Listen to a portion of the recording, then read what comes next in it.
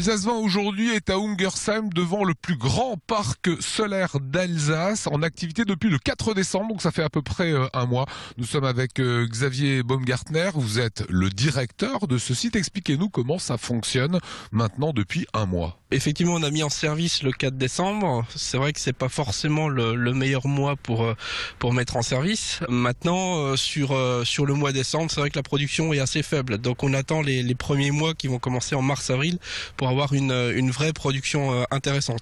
Là, on doit fonctionner à 4-5% de la production annuelle. Donc c'est vraiment minime. Et pour l'instant, ça sort déjà de l'électricité? Ça sort déjà. On a déjà sur certaines toitures, on a déjà sorti de 800 à 1500 kWh. D'accord, on n'est pas à Perpignan, il n'y a pas le soleil de la Méditerranée non plus.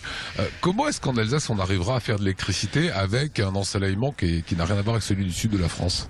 Alors effectivement, on n'est pas dans des régions du sud où on a 1500, 1600 heures d'ensoleillement vraiment efficient. On est dans une région qui a néanmoins un microclimat puisque les Vosges font une barrière pour les nuages. Donc les nuages en fait se vident avant de traverser les Vosges et donc étant juste au pied des Vosges, nous on est un peu épargnés. Donc c'est vrai qu'on a un microclimat qui nous protège plutôt bien et qui est aussi assez ensoleillé puisqu'on est quand même pas très loin de Colmar, qui est une région qui est très ensoleillée. À terme, l'électricité que va générer cette centrale solaire va desservir quelle localité ici en Alsace? Alors l'électricité qu'on va produire, elle va être injectée sur le réseau, donc on la maîtrise pas.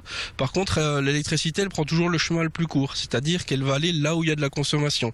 On est quand même sur des zones d'activité et sur le site en lui-même, on a aussi des bâtiments qui seront voués à héberger des entreprises logistiques, industrielles, artisanales, et où il y aura également de la consommation. Donc on aura quand même une consommation relativement locale, c'est-à-dire sur les 2 ou 3 km aux alentours. Quand on dit que vous êtes en train de préparer l'après-pétrole, ça a du sens ? Oui, ça a tout son sens. Je dirais même essayer de faire des gros projets d'envergure pour pourquoi pas l'après Fessenheim.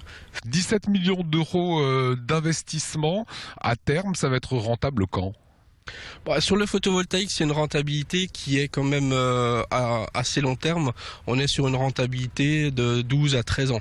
Donc le retour sur investissement se fait au bout de 12 à 13 ans et c'est seulement après qu'on commence à dégager une trésorerie intéressante. Mais avant, c'est vrai que la rentabilité est quand même assez minime. Il faut attendre. Et on distingue bien sous ces toits beaucoup d'espace. Cet espace sera dévolu à des futures entreprises qui pourront s'installer sous ces panneaux photovoltaïques. Voilà, donc dans le projet, on a fait un mix entre des bâtiments, des vrais bâtiments à peu près 15 000 m2 qui allaient héberger des activités, des entreprises.